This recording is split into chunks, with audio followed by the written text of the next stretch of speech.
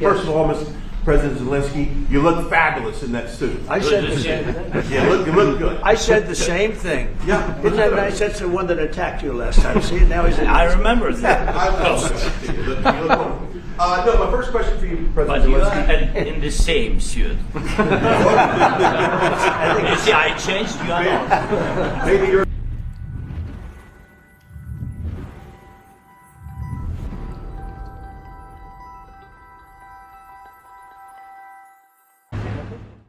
We see that the flags are raised right here, typically an indicator that the motorcade is set to arrive. As we've been seeing that happen with the European leaders arriving one at a time, we see the flags being raised. We hear the verbal cues just to prepare everyone here for the arrival right there. European allies have already arrived at the White House, one by one arriving there. And those allies working very closely with President Trump, reaching a deal in July for NATO allies to buy weapons from the United States for Ukraine. And that was very significant. And ahead of today's meeting, French President Macron also stressed the importance of building up Ukraine's military and the need to show Putin that Europe interprets his moves as a threat to other nations. That is why these European allies have chosen to attend today's meeting, one, to show support for Ukraine and President Zelensky, but also as an indicator that all of these allies are together. We now see the motorcade arriving.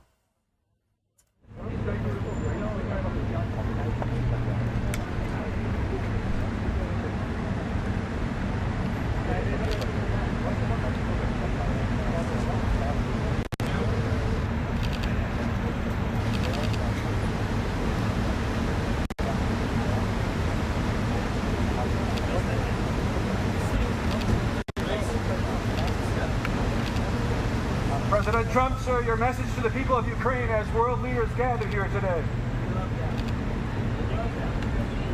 And Russia continues to attack civilians in Kharkiv, killing many. Is there a just option piece on the table? Will you see land from Russia?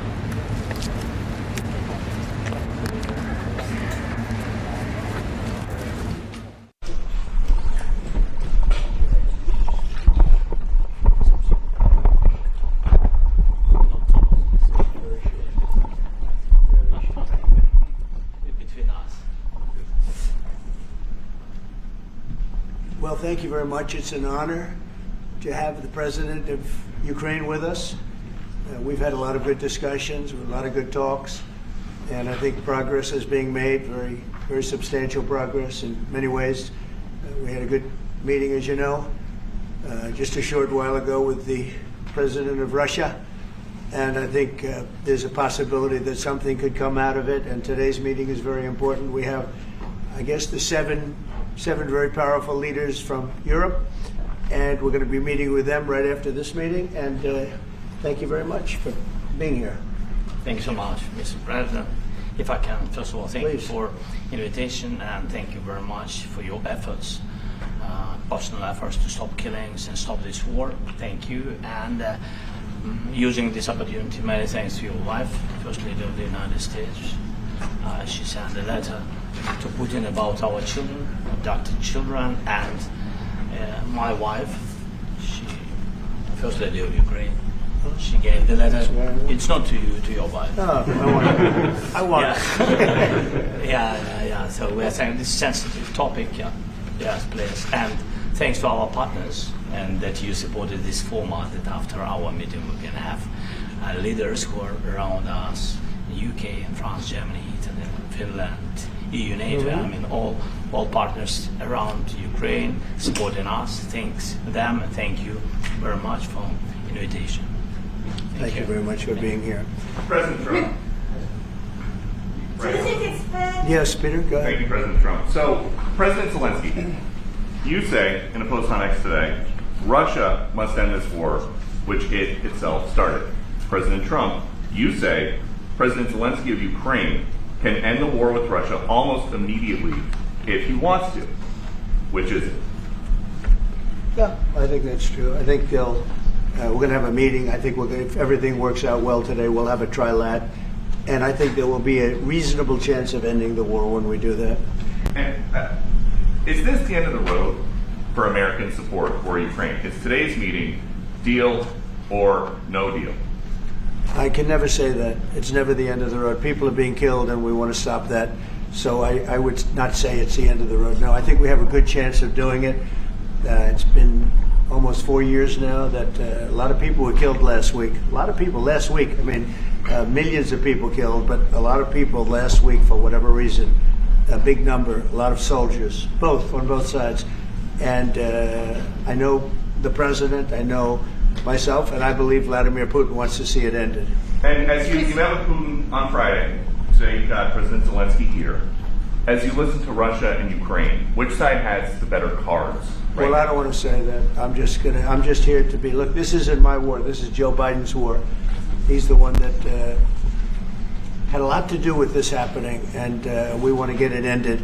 And we want it to end good for everybody. We want it to end good. The people of Ukraine have suffered incredibly. President Zelensky, are you prepared to keep sending Ukrainian troops to their deaths for another couple years, or are you going to agree to redraw the maps? Thank you for your question. So, first of all, we live under each day attacks. That today have been a lot of attacks and a lot of wounded people, and the child was dead, small one year and a half. So we need to stop this war, to stop Russia, and we need support American and European partners, and we will do our best for this. So, and I think we show that we are strong people, and we supported the idea of the United States, personally of President Trump, to stop this war, to make a diplomatic way of finishing this war, and we are ready for trilateral, as President said. This is a good signal about trilateral. I think this is very good. Thank you. Mr. President,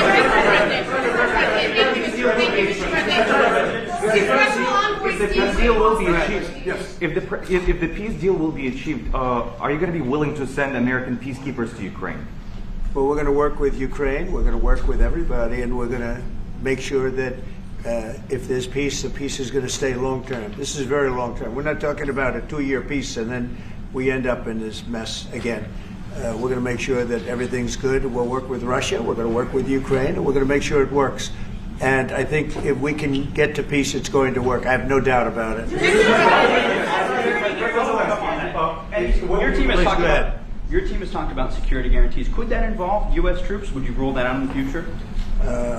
We'll let you know that maybe later today. We're meeting with 7 great leaders of great countries also, and we'll be talking about that. They'll all be involved, but there'll be a lot of help when it comes to security. There's going to be a lot of help. It's going to be good. They are first line of defense because they're there. They're Europe, but we're going to help them out also. We'll be involved. Yes. Vladimir Putin mentioned that the war will not end without addressing the root causes of this war. Have you had an understanding what are the root causes of this war? Well, look, the war is going to end. When it ends, I can't tell you, but the war is going to end, and this gentleman wants it to end, and Vladimir Putin wants it to end. I think the whole world is tired of it, and we're going to get it ended. It was, I've done 6 wars. I've ended 6 wars, and I thought this maybe would be the easiest one, and it's not the easiest one. It's a tough one.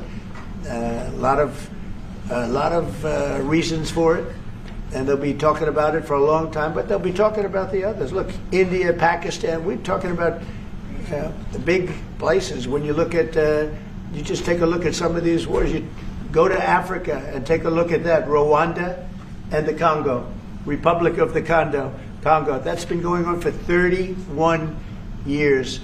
And so we've done a total of 6, and we really have 6, not including the fact that we obliterated, and it turned out to be a total obliteration, the nuclear, as you said, the future nuclear capability of Iran.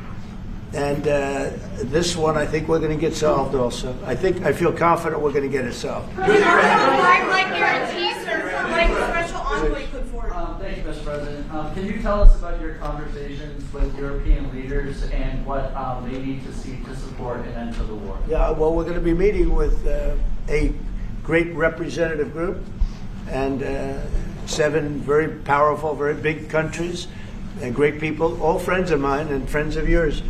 And we're going to have some suggestions made. They want to see peace. They would like to see peace. Go ahead, please. In the red. President Trump, do you think it's fair for Ukraine and for Russia to achieve a lasting and durable peace if Ukraine cedes its territories that Russia hasn't yet conquered? Do you think it's a fair peace for Ukraine? We're going to have a lasting peace. Just to answer the first part of your question, we're going to have a lasting peace. I hope it's going to be immediately. I hope it doesn't have to go on. And I think people of the whole world is going to be very happy when that's announced. Yeah, please. Mr. President, you posted on social media, Mr. President, a very touching letter from the First Lady. And the letter was hand-delivered to President Putin. And it calls for an end to the war, essentially, because of the children and the children's future. Why did the First Lady feel that letter was necessary? Was it because she believes that Mr. Putin is the aggressor in the war? Is a similar letter being hand-delivered to President Zelensky? So the First Lady felt very strongly. She's watched the same thing that you watch and that I watch. I see things that you don't get to see, and it's horrible. But when she's got a great love of children, she has a wonderful son that she loves, probably more than anybody, including me. I hate to say it, but she loves her son. She loves children, and she hates to see something like this happening. And that goes for other wars too. I mean, she sees the heartbreak, the parents, the funerals that you see on television. Always funerals. We want to see something other than funerals. No, she felt. It was a beautiful letter. It was very well received by him. And she did ask me to say, you know, she would love to see this end. She would love to see it end. And she says it very openly, very proudly, and with great sorrow because so many people have been killed. Last week, Brian, go ahead, Brian. Yes, sir. I've got a question for each of you. First of all, Mr. President Zelensky, you look fabulous in that suit. I said the same thing. Yeah, you look good. I said the same thing. Yeah. Isn't that nice? That's the one that attacked you last time. See, now he's in. I remember that. You look wonderful. No, my first question for you, But President you Zelensky. are in the same suit. You see, I changed. You are not. Maybe yours is much better. Real quickly, upon peace, God willing we get peace, are you open to holding an election in your country? Yes, of course. We are open for election, yes. We have to do safety circumstances. And a little bit, we need to work in the parliament, because during the war you can't have elections, but we can do security. We need, maybe, how to say, we need a truth, yes, everywhere, in the battlefield, in the sky, in the sea, yeah, to make possible for people to do democratic, open, legal elections. So you say during the war you can't have elections. So let me just say 3.5 years from now. So you mean if we happen to be in a war with somebody, no more elections? Oh, that's good. I wonder what the fake. You like this idea? No. Speaking of news, I got a question for you. This sounds insane for me even to ask this, but do you think the American media really doesn't even want a peace deal because they've been so critical of you every step of the way as you lead the charge for peace? It's an amazing phenomenon. I said that if in the settlement you got Moscow, St. Petersburg, and thousands of miles around them, they would say I made a bad deal. The level of hatred and animosity is incredible. Not with all. I mean, we have great people up here. We also have terrible people up there that I think are told what to say. But, you know, in solving all of these wars, they don't even write about it. You know, I saw major wars. I saw wars that have been going on for 31, 35, and 37, and a couple of quicker ones. One that was going to go into a full-blown deal very quickly. You know what the one I'm talking about. It was a big one. But they don't even write about that. No matter what I do, no matter what, and you know, this is not anything to do with you. It's probably to your advantage in a certain way. But no matter what I do, no matter what deal I make, from my standpoint, you'll come out good. Maybe President Putin will come out good. But they'll say, Trump was absolutely horrible. It's just that, and I've lived with that for a long time. I've lived with it since just before the first election.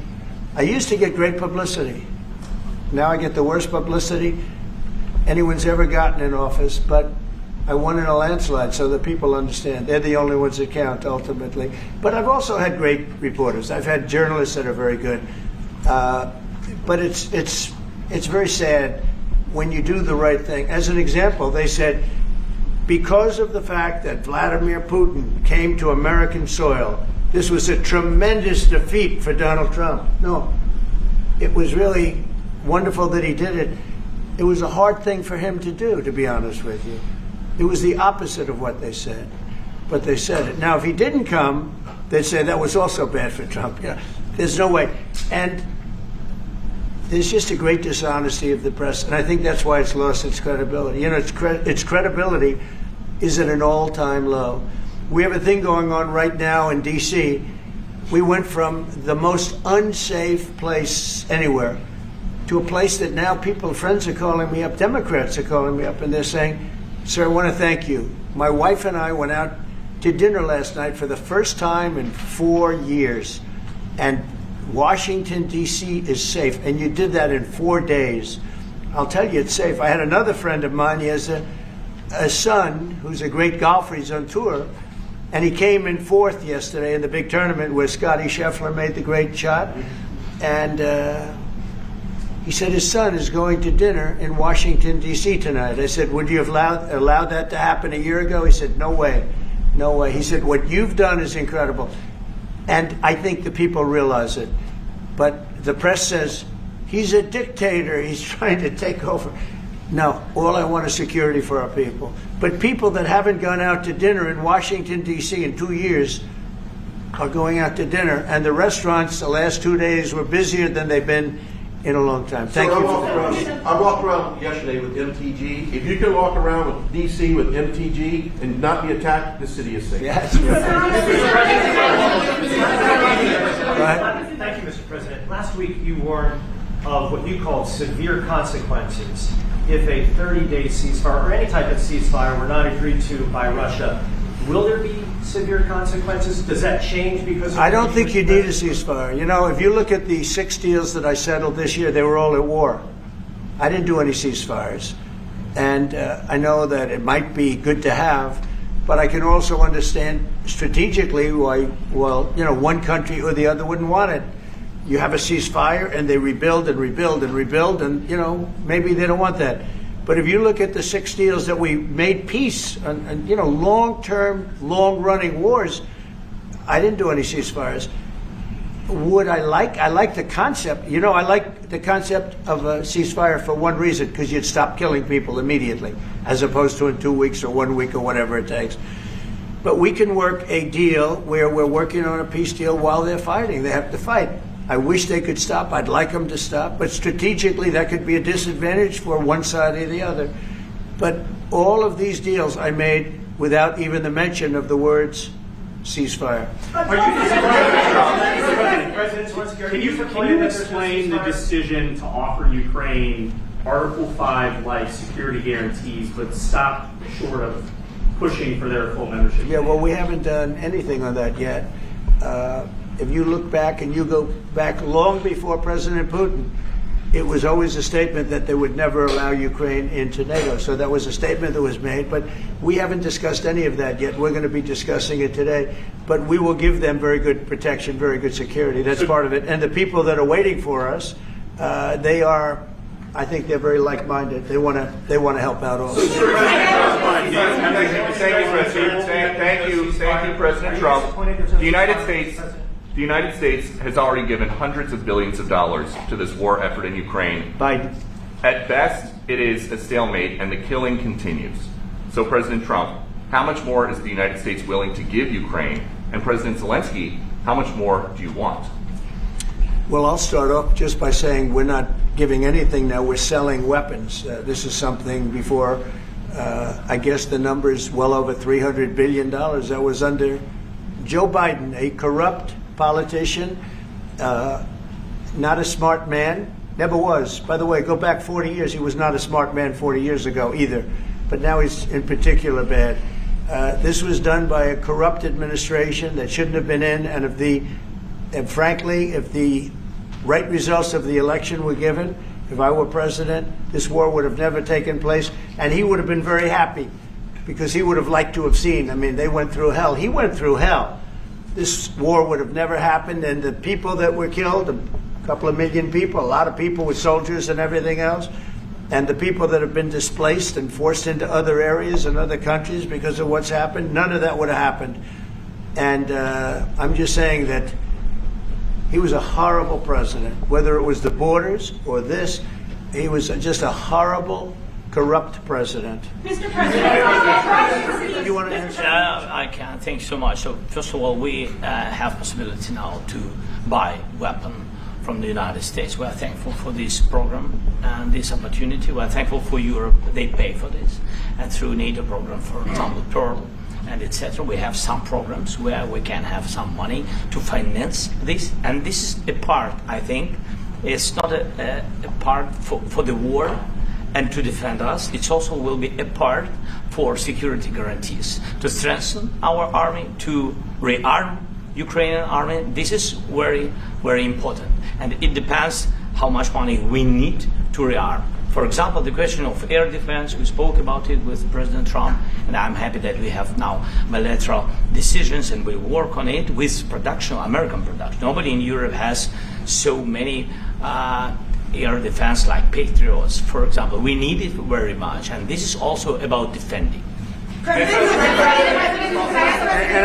I think the good news, we make the best military equipment in the world by far. You mentioned the Patriots. How good are they? Systems. We have systems. They're literally 100% foolproof, and it's really like shooting two bullets.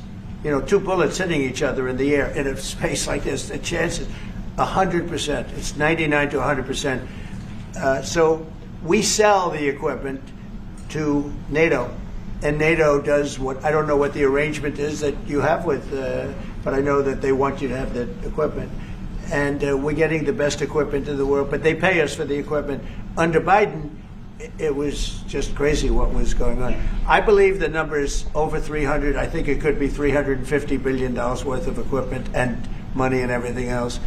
And we've made more progress in settling this war in the last 2 months than they made in 4 years. This should have been settled a long time ago, but it should have never happened. Yeah, please. Mr. President, You pushed out on was social there media. All right, Brian, go first. You pushed out on social media about doing away with mail-in ballots and potentially electronic voting machines. Can you explain on that? How? Well, I will. That's a very off-topic. Just really quickly, mail-in ballots are corrupt.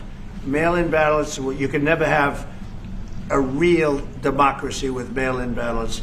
And we, as a Republican Party, are going to do everything possible that we get rid of mail-in ballots. We're going to start with an executive order that's being written right now by the best lawyers in the country to end mail-in ballots because they're corrupt.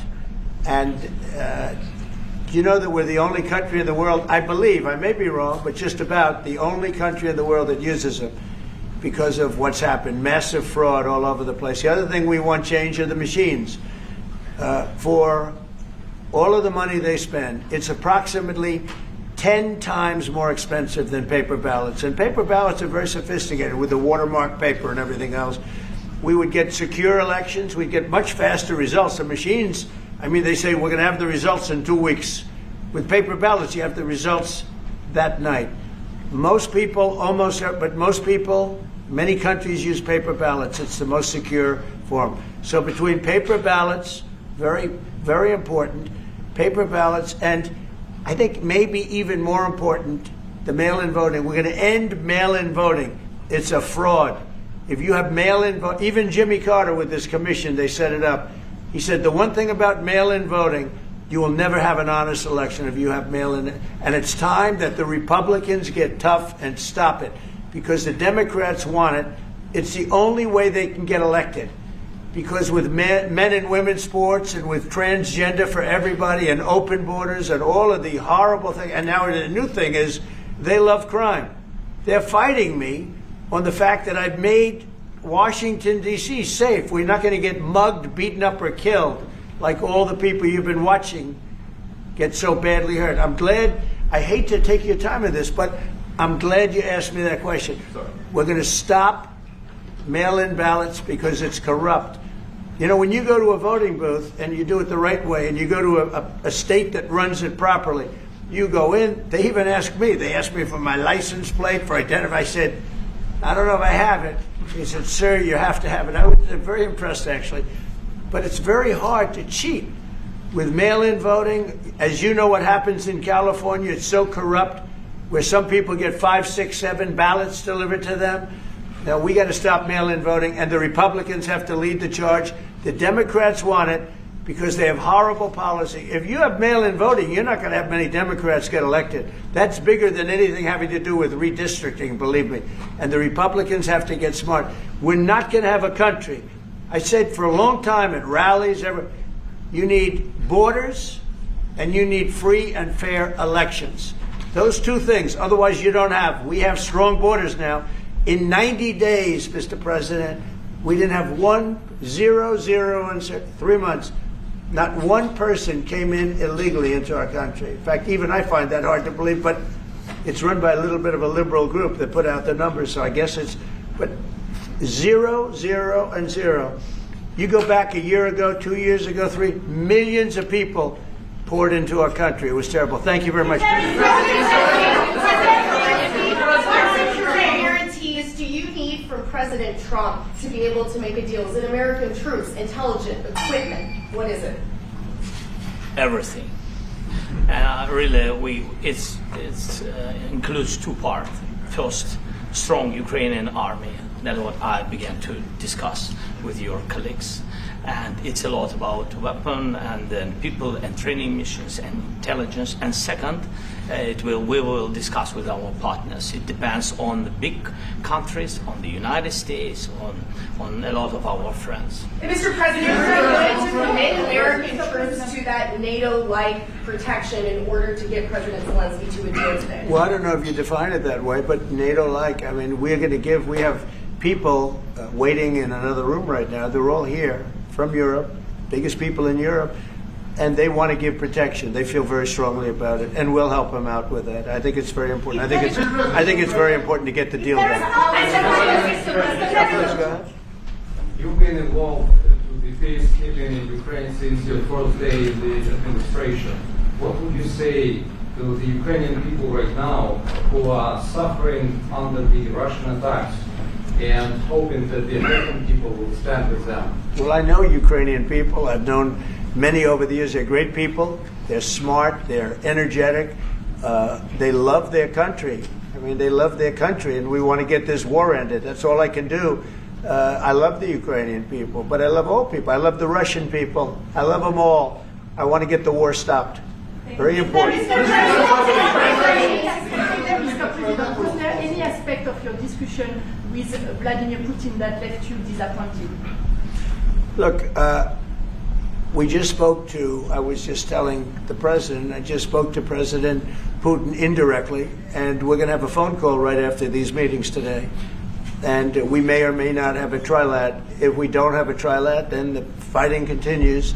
And if we do, we have a good chance. I think if we have a trilat, there's a good chance of maybe ending it. But he's expecting my call when we're finished with this meeting. Thank you very much, everybody. Let's go.